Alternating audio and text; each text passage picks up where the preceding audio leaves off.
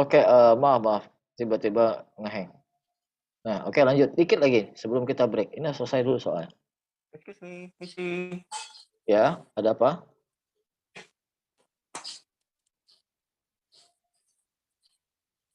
Insya Allah rekamannya aman Pak Khalid. Oke, lanjut.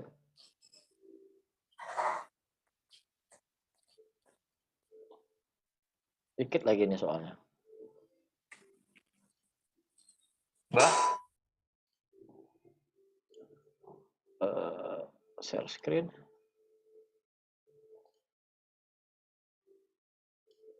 Nah,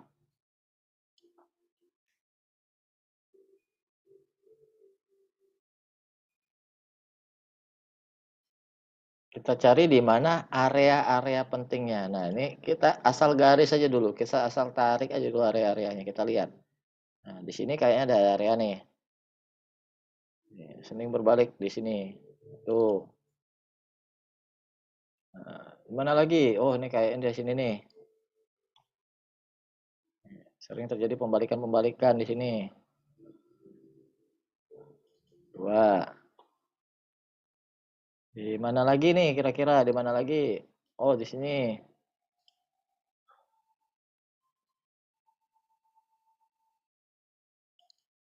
Ya.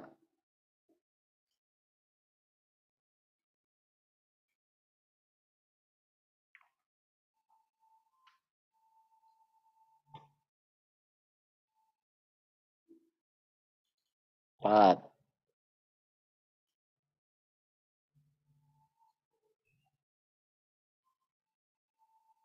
Oh, ini tipis banget nih. Kuat. 5. Ada lagi? Ada satu lagi terakhir di sini. Dari sini malah sejarahnya. Tipis juga nih area. Kuat. Nah, semakin tipis semakin kuat ya. Nah, oke. Ini di time frame gede. Weekly. Pakai weekly dulu untuk melihat di mana kira-kira dia berbalik. Dan habis itu lihat area supply dan demand-nya. Apa itu area supply dan demand? Yaitu area-area di mana dia sering membuat base. Untuk base ini disarankan memakai daily.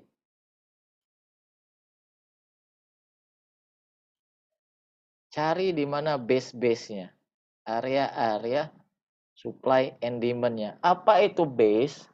Base itu adalah area mereka berhenti sebelum berbalik atau area mereka berhenti sebelum melanjutkan pergerakannya. Nah, kalau indika energi ini area-area base-nya itu di sini. Satu. Ini base. Kasih warna lain ya.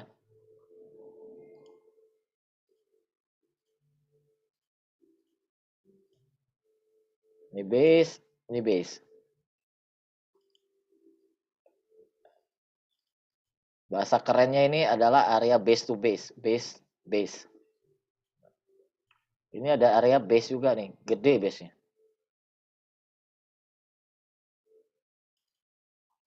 Sini ada area-area base juga, area-area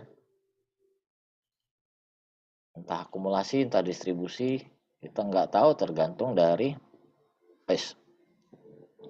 Tergantung dari pergerakan harga nanti, tergantung dari BDM juga. Nih, base atas, base bawah. Sejarahnya sih base atas, base bawah naik. Sejarahnya nggak tahu ke depannya gimana. Nah, setelah kita lihat base area ini, kita cari di mana fresh supply or demand area. Fresh supply or demand area. Ini adalah fresh supply area. Si warna ini deh, hijau pekat. .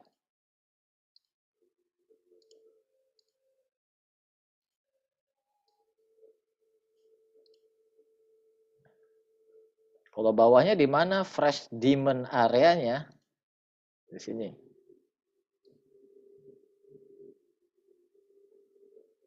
Di sini.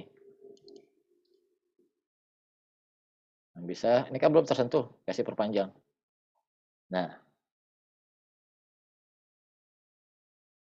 setelah kita tahu area-area ini, kita bisa tahu berikutnya mau kemana barang ini lari. Untuk supply dan demand area sendiri, setelah break saya akan jelasin panjang lebar. Kenapa? Karena untuk volume nggak begitu banyak makan waktu. Nah, itu silakan tinggal baca buku di sini. Ini udah pakai bahasa Indonesia.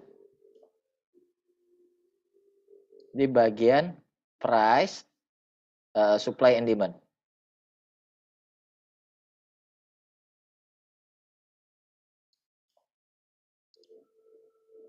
Apa lagi sini? Aduh, betingkah ini dikit.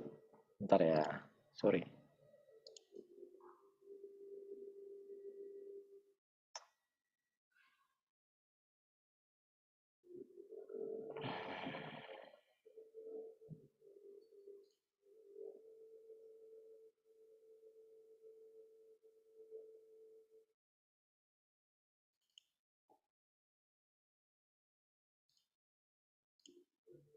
Nih, di bagian price, supply and demand. Nah, ini ada 3 materi supply and demand.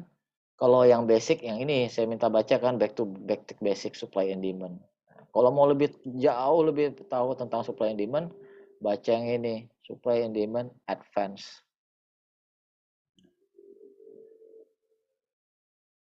Nah, jadi harga itu bergerak dari satu area supply, dari area demand ke area supply. Begitu juga sebaliknya dari area supply ke area demand. Kenapa harga bergerak dari area supply ke area demand aja? Karena harga itu bergerak menuju tempat-tempat di mana likuiditas berada. Likuiditas artinya di mana tempat duit berada. Di mana ada duit, di situ harga bergerak.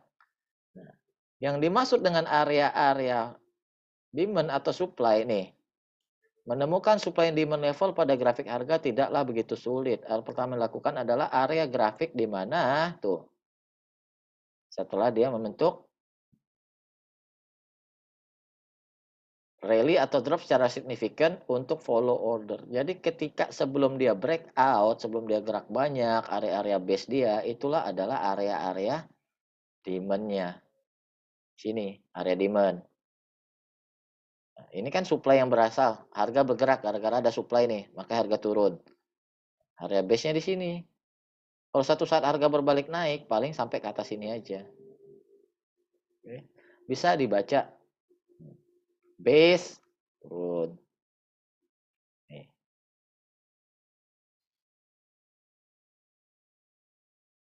Harga itu selalu ngejar-ngejar area supply and demand. Nah, sekarang pertanyaannya, kenapa sih harga tuh bisa kayak gini kan, ada supply turun, suatu saat ujung-ujung ngejar situ lagi sebelum turun lagi. Kenapa? Karena di harga-harga tertentu inilah men-trigger tuh menarik tombol lah istilahnya kayak gitu untuk fund manager mulai jualan. Ketika di harga-harga bawah, harga-harga demand ini, di harga-harga itulah men-trigger fund manager untuk beli. Fund manager adalah orang yang memegang kuasa untuk memutuskan beli atau jual berdasarkan SOP perusahaan yang ada. Nah, kalau hasil penilaian dari tim appraisal atau tim perhitungan value suatu perusahaan itu, entah dana pensiun, investasi, jasa keuangan, atau asuransi, itu menyatakan bahwa wah, emiten ini misalnya harganya sudah murah, sesuai masuk range harga kita, kayak gitu. Nah, itu fund manager yang menghitung yang melakukan pembeliannya fund manager. Nah, ketika harga udah naik, wah ini kita udah overweight, keuntungannya udah besar, kita harus jualan. Di saat itulah fund manager jualan jumlah gede, harganya turun lagi. Sama persis seperti yang Michael Yo jelaskan di videonya. Bagaimana menyusun portofolio ala fund manager. Makanya saya suruh tonton video tersebut.